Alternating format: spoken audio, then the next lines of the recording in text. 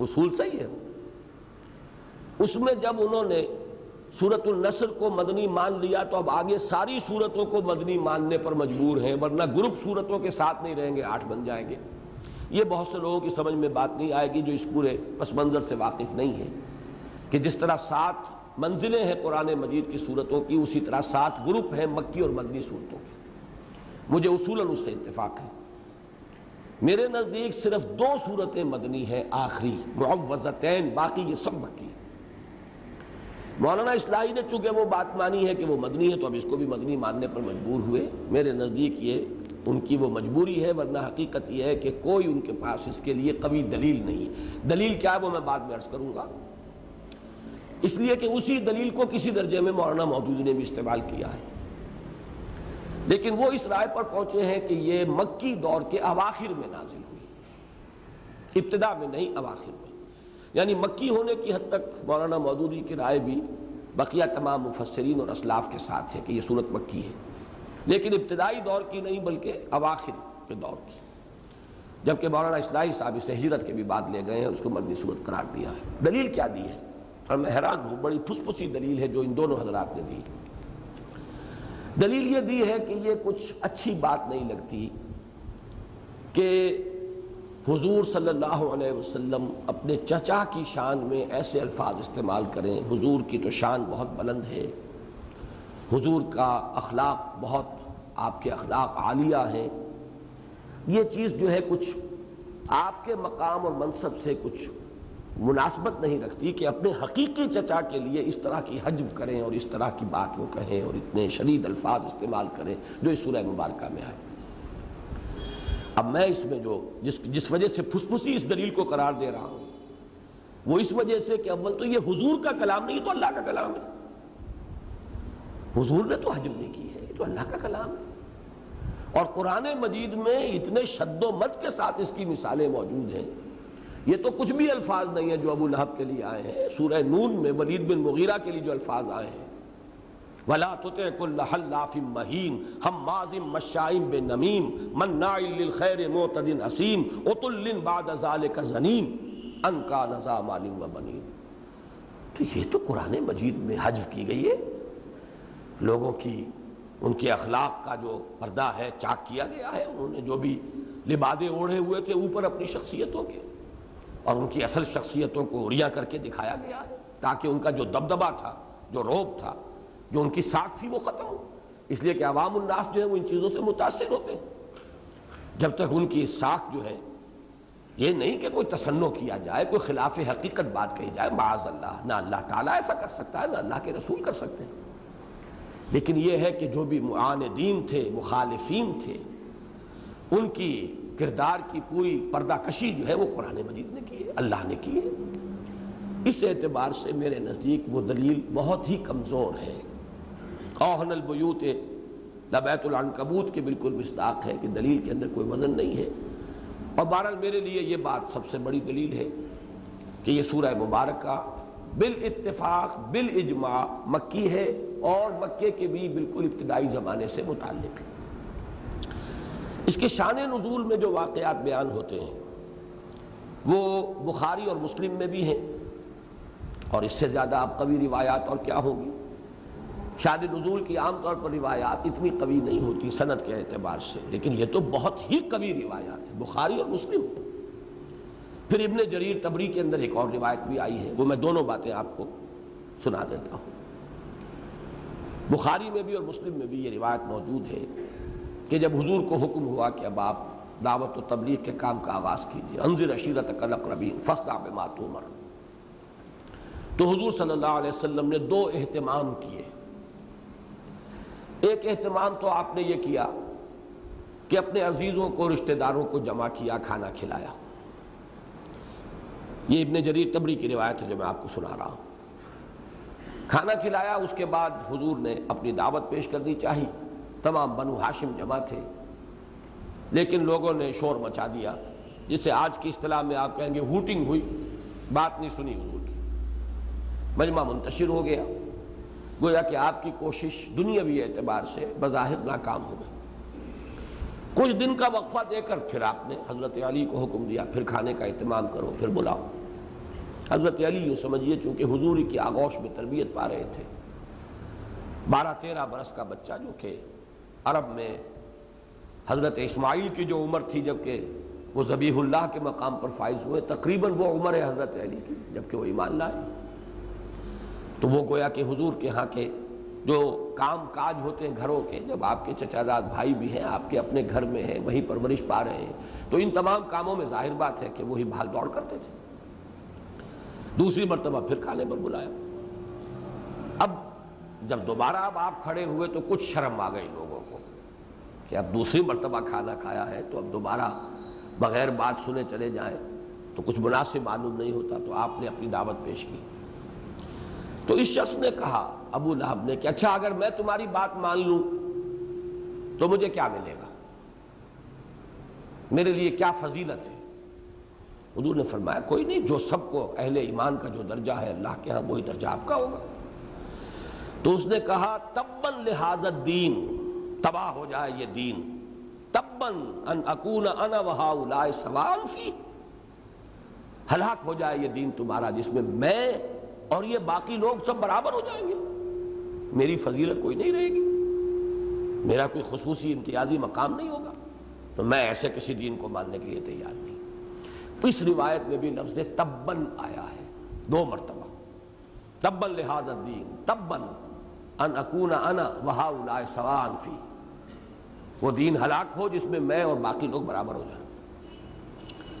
دوسرا واقعہ جو بخاری اور مسلم میں ہے وہ یہ کہ جب آپ کوہ صفا پر کھڑے ہوئے اور آپ نے نعرہ لگایا اس زمانے کے عام رواج کے مطابق، وا صباحا، میں نے یہ رواج کا لفظ خاص طور پر استعمال کیا ہے، یہ بہت ضروری ہے، یہ در حقیقت حکمت تبلیغ اور تبلیغ کے لیے عملی ذرائع اور وسائل اختیار کرنے کے ضمن میں اس میں ہمارے لیے بڑی رہنمائی ہے۔ جس زمانے میں جو وسائل ہوں، جو رواج ہو، اسی کو اختیار کرنا چاہیے، الا یہ کہ اس میں کوئی شے خلاف فطرت ہو، خلاف عقل ہو، خلاف دین ہو۔ یہ جو اصول میں نے بیان کیا، جو بھی زمانے کے جو بھی اس وقت اویلیبل مینز ہیں اپنی دعوت کو پہنچانے کے، ذرائع ابلاغ، مینز آف کمیونیکیشن، سب کا استعمال ضروری ہے۔ البتہ یہ کہ اگر کوئی شے فطرت کے خلاف ہے، عقل کے خلاف ہے، وہ حیا کے خلاف ہے، اللہ کے احکام کے خلاف ہے، تو اس کو ترک کر دیجئے، اس کو مائنس کر دیجئے، منہا کر دیجئے۔ چونکہ وہاں یہ رواج تھا، قبائلی زندگی تھی اور قبائل میں غارت گری ہوتی رہتی تھی، کوئی قبیلہ کسی پر ٹوٹ پڑا، کسی نے کسی پر حملہ کیا، تو اگر اس قسم کی کوئی خبر کسی کو مل جاتی تھی کہ فلاں قبیلہ ہمارے اوپر حملہ کرنے والا ہے، تو اس سے زیادہ اہم خبر اور کوئی نہیں ہوتی تھی، اور رات کے آخری جو حصے ہیں اس میں عموماً یہ چھاپا مارا جاتا تھا اور حملہ ہوا کرتا تھا، جس کو آپ انگریزی میں کہتے ہیں the small hours of the morning, کیونکہ بڑی غفلت کا وقت ہوتا ہے، لوگ سوئے ہوئے ہوتے ہیں، نسیم سحری جو ہے وہ تھپکیاں دے رہی ہوتی ہے، مریض اگر ساری رات بھی کسی درد میں اور تکلیف میں تڑپا ہو تو اس وقت ضرور اسے کچھ دیر کے لیے سکون حاصل ہوتا ہے، تو غفلت کے وقت چھاپا مارو، ہلاک کرو اور لوٹو اور لے جاؤ۔ تو اگر کسی شخص کو خبر مل جاتی تھی تو وہ کسی اونچے مقام پر کھڑا ہو جاتا تھا اور کپڑے اتار دیتا تھا، ننگا ہو جاتا تھا، اور پھر نعرہ لگاتا تھا وا صباحا، ہائے وہ صبح جو آنے والی ہے۔ یہ صبح کیوں؟ غارت گری کی صبح، جس میں حملہ ہوگا، تباہی ہوگی، قتل اور غارت گری ہوگی، ہائے وہ صبح، وا صباحا۔ اب اس میں دیکھیے دونوں چیزیں تھیں، جہاں تک تو آواز پہنچ گئی، آواز پہنچ گئی، جہاں تک آواز نہیں پہنچی چونکہ بلندی پر کھڑا ننگا کھڑا ہے تو نظر آ گیا، جہاں تک نظر جا رہی ہے، یہ سے نذیر عریان کہتے تھے، یہ ننگا ڈرانے والا کھڑا ہوا ہے، کوئی خاص بات ہے، دوڑو بھاگو پہنچو، تاکہ سب لوگ جمع ہو جائیں اور وہ خبر ان کو کمیونیکیٹ کر دی جائے، بتا دی جائے کہ فلاں قبیلہ صبح کو حملہ کرنے والا ہے۔ حضور نے اس میں صرف یہ ترمیم کی کہ آپ عریاں نہیں ہوئے، معاذ اللہ، یہ خلاف فطرت، خلاف حیا، انسان کی شرافت کے خلاف۔ البتہ باقی کام وہی کیا، کوہ صفا پر کھڑے ہو گئے۔ یہ آج کا کوہ صفا جو ہم جا کر دیکھتے ہیں عمرے میں، اس پر قیاس نہ کیجئے، وہ تو سب کا سب تقریباً ختم ہو چکا، نیچے جو گہرائی ہے اس کو پر کیا جا چکا ہے، تو تھوڑی سی نشانی ہے اس کی۔ پہلے یہ باقاعدہ پہاڑی تھی، صفا اور مروہ یہ دو پہاڑیاں تھیں۔ تو صفا کے ٹاپ پر آپ کھڑے ہو گئے اور وہاں آپ نے نعرہ لگایا، واہ صباحا، ہائے وہ صبح جو آ رہی ہے۔ اب سب لپکے، سب دوڑے، سب پہنچ گئے۔ حضور صلی اللہ علیہ وسلم نے پھر وہاں کچھ سوال جواب بھی کیا ہے۔ اگر میں تم سے یہ کہوں کہ اس پہاڑی کے پیچھے دشمن ہے جو تم پر ٹوٹ پڑنا چاہتا ہے، تو تم میری بات مانو گے؟ لوگوں نے کہا ضرور مانیں گے، کیوں نہیں مانیں گے؟ اور بات بڑی معقول اور منطقی تھی اس اعتبار سے بھی کہ جو شخص اونچائی پر کھڑا ہے پہاڑی کے، وہ دونوں طرف دیکھ رہا ہے۔ جو ادھر کھڑے ہیں انہیں تو پتہ نہیں کہ دوسری طرف کیا ہے۔ تو یہی مقام نبوت کے لیے بہترین تمثیل ہے۔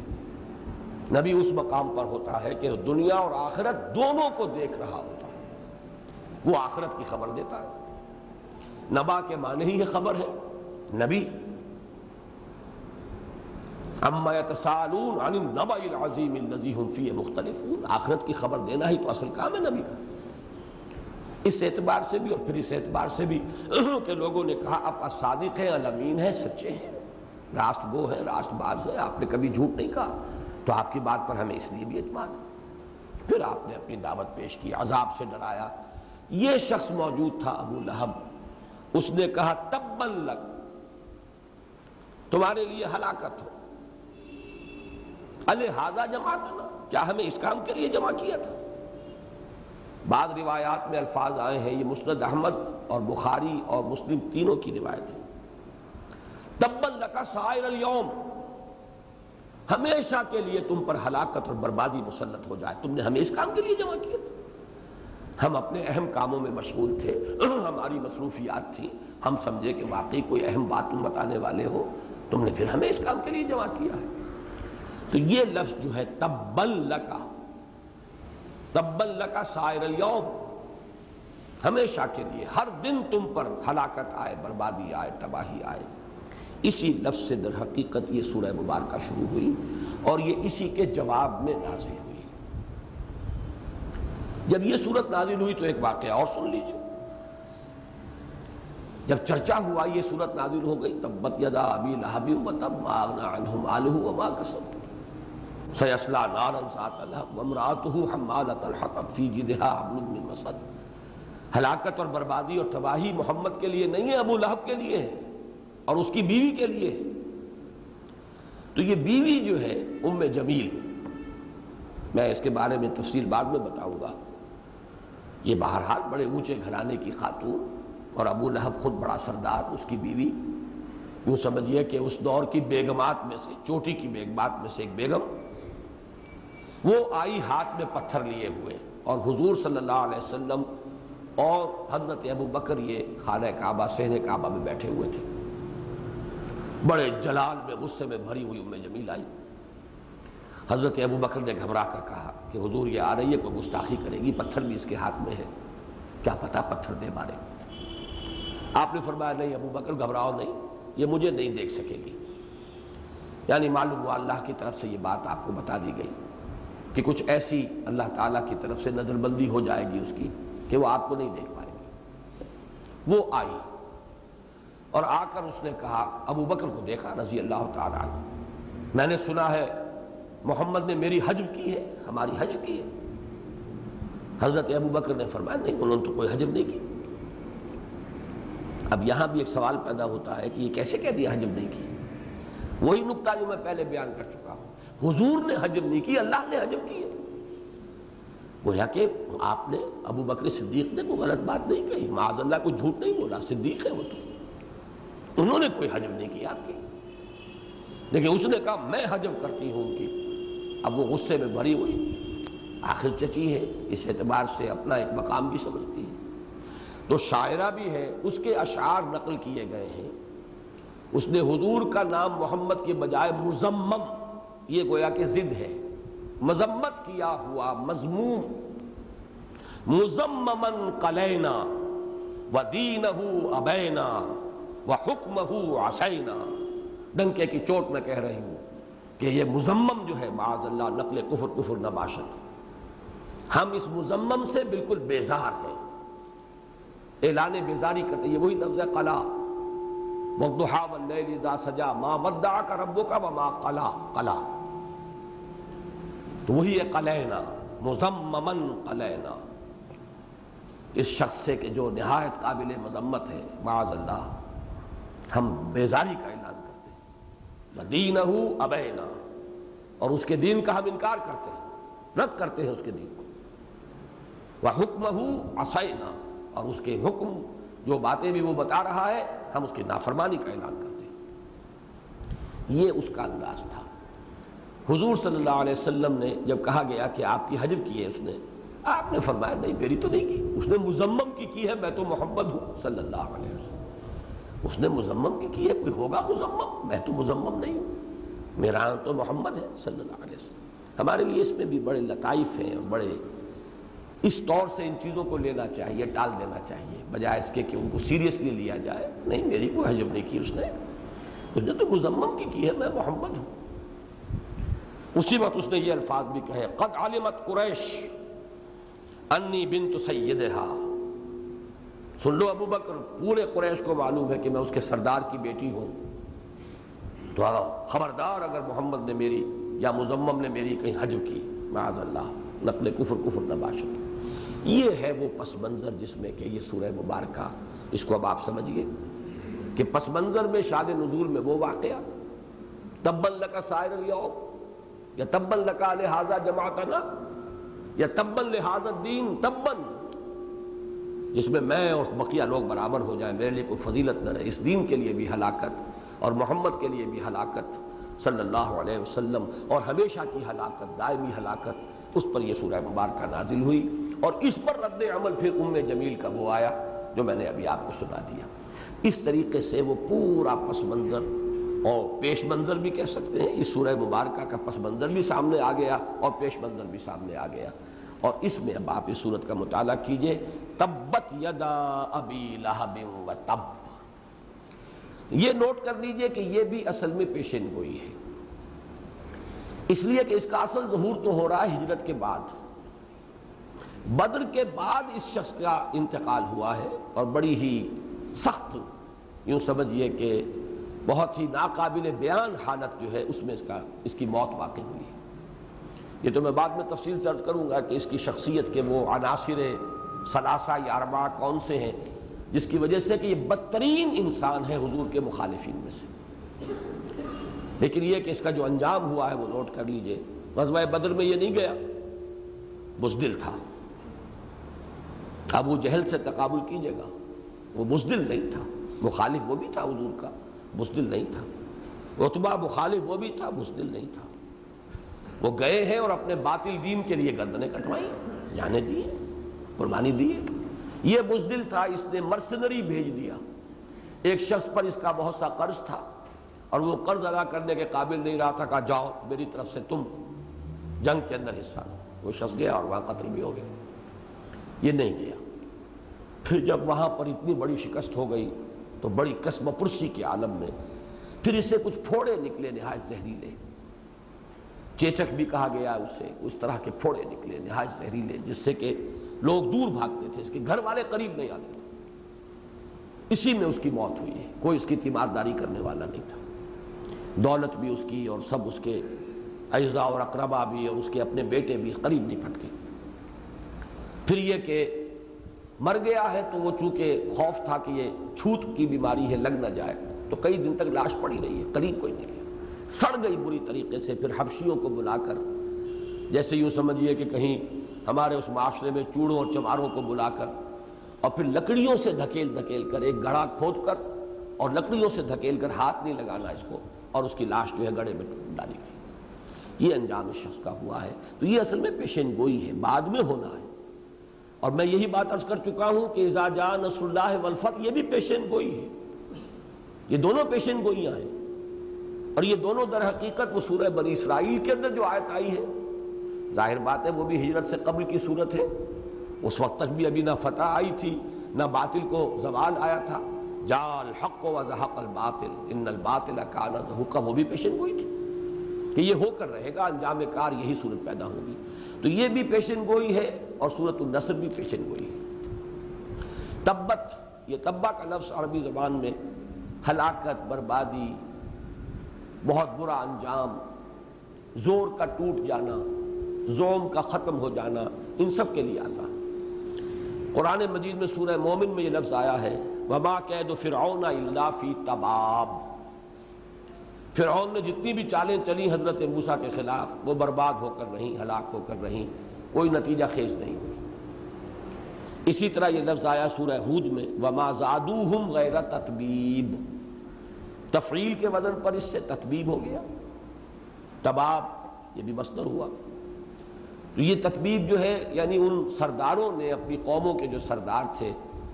انہوں نے اپنی قوموں کو ورغلایا اور ہلاکت اور بربادی ہی میں اضافہ کیا، چاہے وہ قوم ہود کے تھے یا قوم صالح کے تھے یا آل فرعون تھے یا قوم لوط کے سردار تھے۔ وَمَا زَادُوهُمْ غَيْرَ تَتْبِيبٍ، اسی سے یہ لفظ ہے تبت یدا ابی لہب وتب، ٹوٹ گئے دونوں ہاتھ، یا یوں سمجھیے کہ طاقت سے محروم ہو گئے دونوں ہاتھ، اور ہاتھ آتے ہیں کسی کے قوت کے لیے، ذو العید، ہاتھوں والا